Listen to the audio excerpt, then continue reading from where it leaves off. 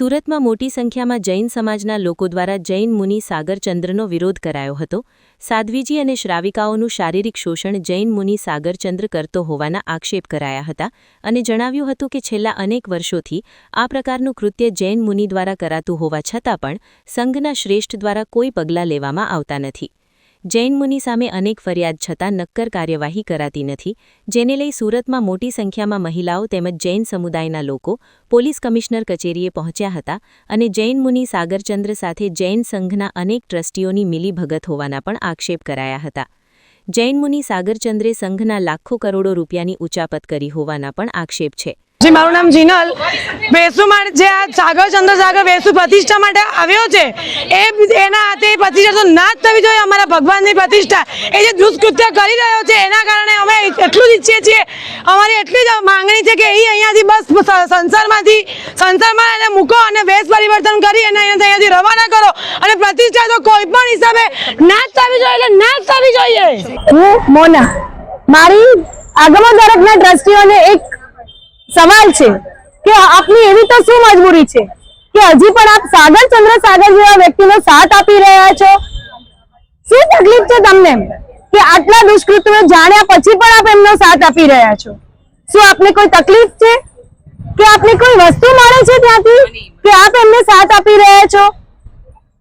અમે એટલે પ્રોટેસ્ટ કરવા આવ્યા છે કારણ કે જ્યાં સાગરચંદ્ર સાગર મારા સાહેબે આ બધા દુષ્કાર્ય કર્યા છે એ માન્ય જ નથી। ફર્સ્ટ ઓફ ઓલ એક્સેપ્ટેબલ જ નથી। આજનું જનરેશન, આજની બધી મહિલાઓ અમે જે બધી યુનિટી કરીને હમણાં આવી છે પ્રોટેસ્ટ કરવા માટે, એ એટલે જ પ્રોટેસ્ટ કરવા માંગે છે કે અમારી ખૂબ માંગણી છે સરકાર પાસેથી કે આ મારા સાહેબનું જે બી થાય ઇન્વેસ્ટિગેશન કરો, કંઈ બી કરો, એ તમે કરો, સ્ટ્રિક્ટ એક્શન લો કે કાલે સવારના ઉઠીને અમારું જે જૈન છે આખું એ વગોવાય નહીં। બીજી વસ્તુ એ કે કાલે જે જનરેશન અમારું જે હવેનું ન્યૂ જનરેશન છે એ કાલે સવારના ઉઠીને જૈન શાસનના ઓપોઝિશનમાં ના હોય કે એના મતલબ એક્સેપ્ટ ના કરે કે એવું ના કરે। તો અમને આ માંગણી છે કે કેમ બી કરીને આનો નિર્ણય લાવો।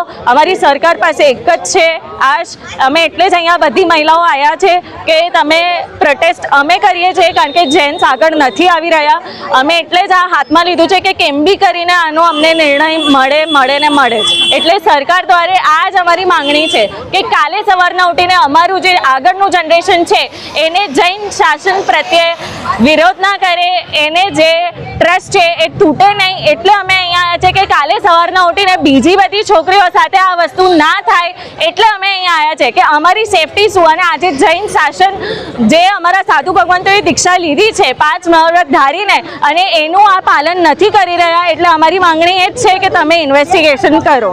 જૈન સમાજની સર્વોચ્ચ સંસ્થા તપાગચ્છીય પ્રવર સમિતિ દ્વારા જૈન મુનિ સાગરચંદ્રને સંઘમાંથી બહાર કરાયો છે, છતાં પણ દરેક સંઘમાં સાગરચંદ્રમાં સક્રિય હોવાના આક્ષેપ છે। જૈન સાગરચંદ્ર સામે 2 પોલીસ ફરિયાદ પણ થઈ છે। જૈન સંપ્રદાયની મહિલા તેમજ સાધ્વીજી માટે આ સાગરચંદ્ર મોટો ખતરો હોવાનું લોકોએ જણાવ્યું હતું।